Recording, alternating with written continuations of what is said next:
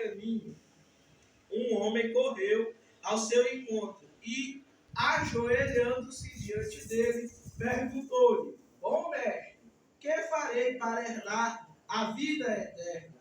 Jesus respondeu: Por que me chama de bom? Ninguém é bom, a não ser um, que é Deus. Você conhece os mandamentos? Não mate, não cometa adultério, não furte, não dê falso testemunho, não defraude ninguém, honre o seu pai e a sua mãe. Então o homem respondeu: Mestre, tudo isso tenho observado desde a minha juventude. E disse-lhe Jesus, olhando para ele com amor: Só uma coisa falta a você. Vá, vende tudo o que tem, dê o dinheiro aos pobres, e você terá um tesouro no céu. Depois venha e siga-me.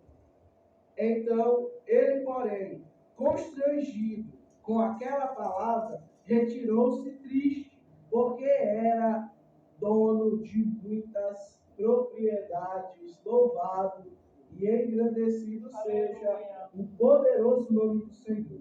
Meus irmãos, esse é um texto muito, muito interessante, porque nós estamos falando de um jovem que tecnicamente estava feito da sua vida. De modo geral, irmãos, este jovem aqui, de acordo com a lei mosaica, que é a lei de Moisés, ele já estava salvo. Os irmãos percebem? Porque Jesus diz assim: rapaz, tu fez tudo isso mesmo, desde jovem tu faz estas coisas. E ele confirma: então, para que tu seja o meu discípulo, uma coisa te falta.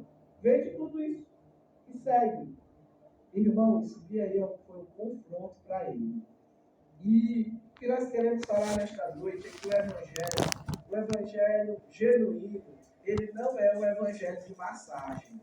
O evangelho, ele não massageia ego de ninguém. Isso que é interessante em Jesus, irmão. Porque veja o que diz a Bíblia. Pondo-se Jesus a caminho, versículo 17, um homem correu ao seu encontro e ajoelhou-se diante dele. Veja só, o jovem teve reverência, reconhecendo que Jesus é o Filho de Deus.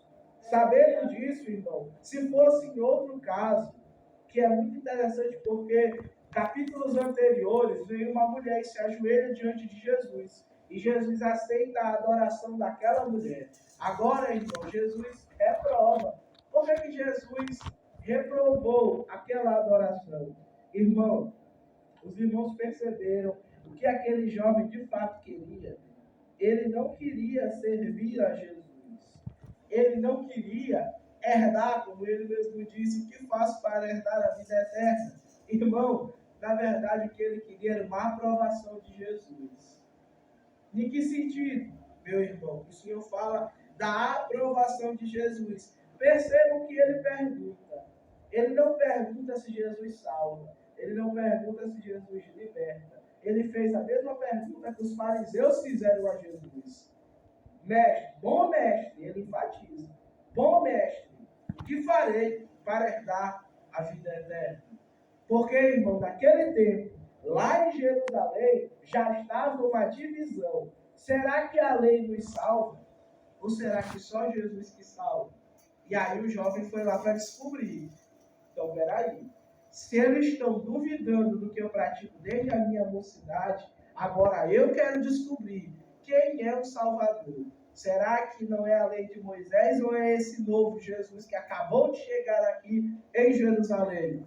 E aí ele vai diante de Jesus e pergunta a Jesus: bom mestre, o que farei para herdar a vida eterna? E Jesus começa a falar com ele. Veja o que diz o versículo 18. Jesus respondeu: por que você me chama de bom? Jesus já tinha entendido, irmão, aqui. O Espírito Santo fez Jesus já entender.